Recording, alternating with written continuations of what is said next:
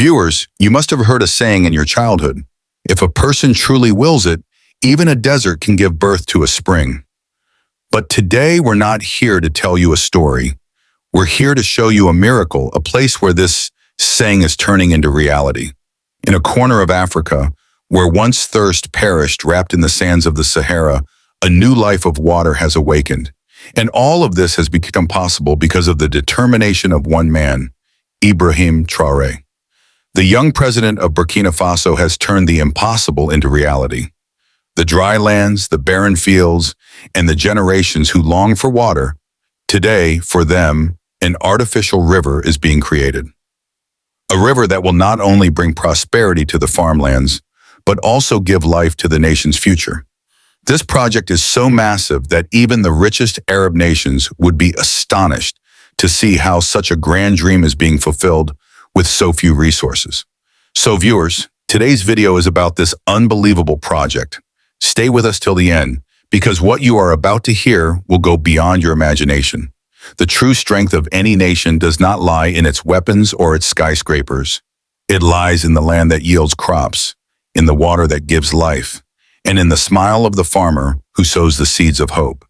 But for Burkina Faso, all this once seemed like a dream from another century, a dream in which even a drop of water was considered a blessing, and rain was nothing short of a miracle. This land, surrounded by mountains and deserts, deprived of any sea, was a place where growing crops felt like searching for flowers in the sand. The soil was lifeless, and the farmer's eyes always looked up to the sky, waiting for rain. But the skies remained silent. No rivers, no canals, no water. And hope was buried deep in the dust. Then rose a young man, Ibrahim Traoré. He decided that if the sky would not give water, then the earth would. If nature did not make a way, they would carve one themselves. He gathered the brightest minds of his nation, engineers, agricultural experts, environmental scientists, and even old farmers, and laid out a blueprint that left everyone breathless. It was a blue map, a long line running across the entire country. This was Canal Al-Burkina, a dream that is now turning into reality.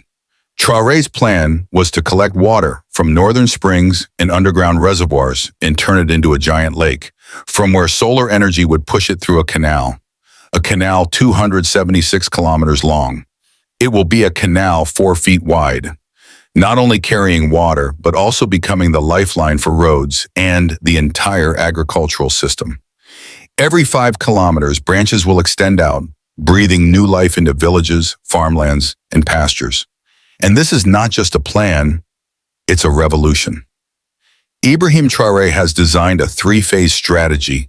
In the first phase, 100 kilometers of excavation, 4,500 workers, and 900 machines. Machines that were once abandoned and broken, now brought back to life to rewrite history. In the second phase, the main canal and its branches will be completed. And in the third, agricultural centers will be built, places to distribute seeds and train farmers. All of this achieved through local resources, without foreign loans, without Western contractors, and without conditions. Only with a dream and determination. Viewers, imagine 500,000 acres of land irrigated, a 60% increase in agricultural production, a doubling of national revenue, and millions of farmers' lives transformed. And these are not just numbers. This is a spiritual awakening. Workers bow down on the ground in gratitude. Traoré stands beside them. When the call to prayer echoes, the machines stop. It feels as if even the earth itself understands. It must now breathe, turn green, and live again. Viewers, the true power of this project is not just in bringing water, but in bringing silent change to every aspect of life. As the water of this canal enters the barren lands of Burkina Faso, new industries will be born. The first to rise will be agricultural processing factories, where farmers won't just sell raw wheat or corn anymore, but will process, package, export, and store them. This will multiply their income many times over, and also create thousands of new jobs for young people. These same young men who once risked their lives crossing deserts chasing dreams of Europe will now see their future right here in their own homeland. This project doesn't just change land, it changes minds. When a farmer sees water flowing through his field, hope will flow through his heart. That hope will reach his children's education.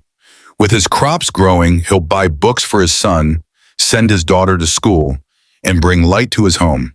And these small decisions, these quiet revolutions, are what build a nation's future. Another revolutionary idea tied to this canal is that the government has decided not to give the nearby lands to wealthy investors, but instead the lands will be distributed among small farmers, women, and landless workers, so they too can become self-reliant and the true heirs of the soil.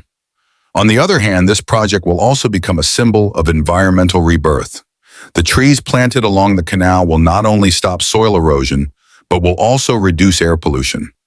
Birds will return, the underground water levels will rise again, and the entire ecosystem will come back into balance. The government has declared that all the areas surrounding the canal will be designated as special zones, where no industrial waste, plastic, or toxic materials can ever be released. Alongside the canal, small solar plants will be installed, providing clean electricity to nearby villages. Where once a clay lamp was the only source of light, now solar lamps will shine brightly. Farmers will be able to monitor their water flow even at night. Fans will run in schools, medicines will stay safe in hospitals, and the sounds of life will echo in the markets once again. This canal is not just a waterway, it is the heartbeat of a nation now pulsing with new energy. Viewers, this project is not only turning the land green, it's turning the minds of an entire country green with hope. Viewers, this is not just an ordinary politician. This is a soldier, one who kisses the soil before the battle begins, and who never forgets that the children of his nation still sleep hungry.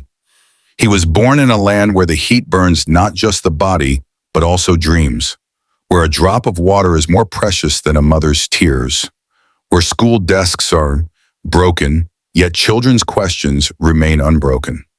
Among those questions grew a boy, Ibrahim Traore, the one who once dug the earth to find water, now teaches the earth how to live.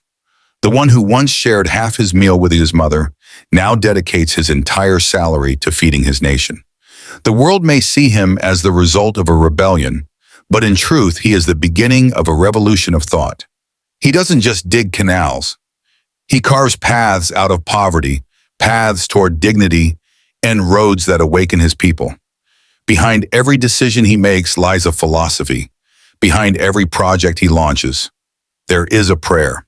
He says, we must free ourselves because no one else will come to do it for us.